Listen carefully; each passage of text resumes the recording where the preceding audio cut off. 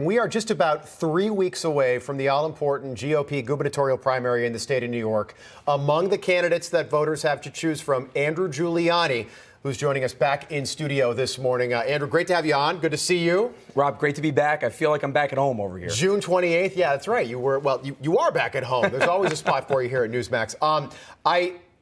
This is really interesting to me, what's happened in this race. All of a sudden, you are surging in the polls on the GOP side. But the power brokers in New York, and this is an MSN headlines, I take out the stunning, but they said stunning. Andrew Giuliani surged to #1 in GOP New York gubernatorial primary. Lee Zeldin was like anointed by the New York power brokers as the heir apparent to this nomination. Not so fast. Well, you know, for us, what we decided to do really from day one is make sure this was a 6-2 county race. And we built the grassroots really strong from when we announced 13 months ago. And I think we're starting to see that in the polling. Rob, I tell our team all the time, obviously, we got to be careful with polling and believing everything that's in there. But I think more than anything, for us, it's a matter of can we get out the vote. I'm very excited. We have upcoming debates. We have one next week on CBS. We have one coming up in a couple weeks right here on Newsmax, which is going to be very exciting. And to us, I've said, hey, look, we have 22 days. Let's do 21 debates. I want to make this about as many New Yorkers as possible.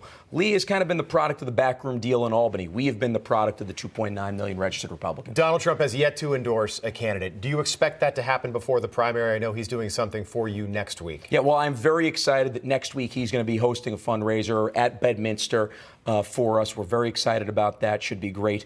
Look, I think he looks and he has multiple friends in this race. Also Rob, and I think he's probably going to sit this one out. But he has talked a lot to me, I would say probably once a week privately about the race, where it's going, giving us great advice. I mean, you know, it's not just a matter of working 4 years for him in the White House, Rob, but he's been kind of like an uncle to me for the last 25 years. And we haven't had a Republican in New York in the governor's office in quite some time, going back to Governor Pataki, I believe. That's accurate? Yeah, it's 20 years now. So how do you beat Kathy Hochul?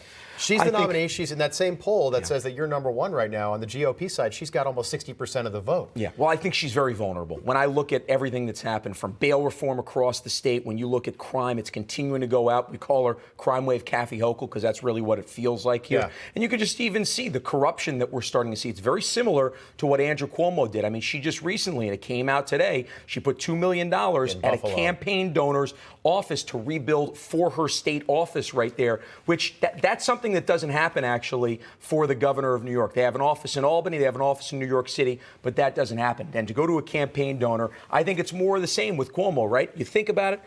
Brian Benjamin, her first major appointee, he gets fired after 6 months. He gets arrested under corruption charges right here. The Buffalo Bills stadium deal, I mean, that's a complete boondoggle that, guess what, Rob? Her husband profits off of. You can take Hochul out and put Biden in, and you're getting the same thing in terms of the corruption. Now that to me is a June surprise right there, you know, because we're getting closer to the primary on June 28th. You've been all around the state. Yeah.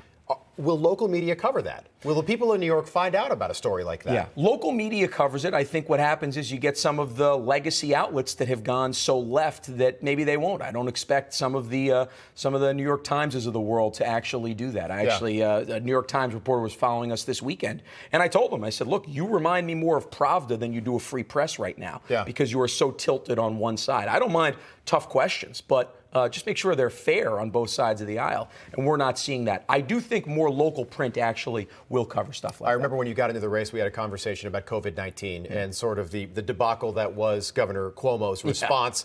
New York City, one of the original epicenters.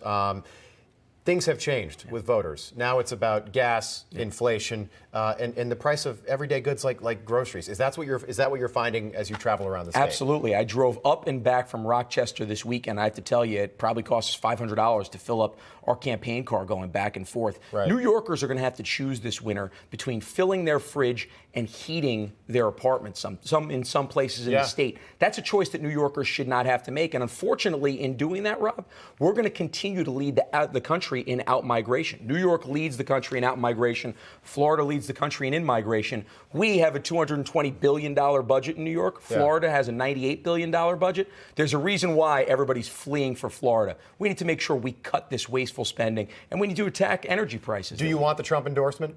Of course, I would never. Does it help in New York? I think it does. I'm totally against the idea that, well, you know, you have to stay away from Trump in blue states. I think there's nobody that's changed, not just the Republican Party, but changed politics over the last 50 years like Donald Trump. And if we're not looking at that, then we're not expanding the Republican Party. I mean, just look at how he did with African American, Hispanic American voters in 2020. Highest rate since Eisenhower. So I think we're getting kind of some of the old school consultant theory that's not actually updated to the Trump years and the Trump playbook. And I think that's why it's so tough to nail him down. Andrew Giuliani, good luck to you. You have put the New York GOP on notice over the last several weeks with polls like that, a 10-point lead. Good luck to you. Thanks for being with us. Well, we're 22 days from June 28th. I think we're going to take this down. I'm pretty excited, Rob. All right, Andrew. Thanks very much.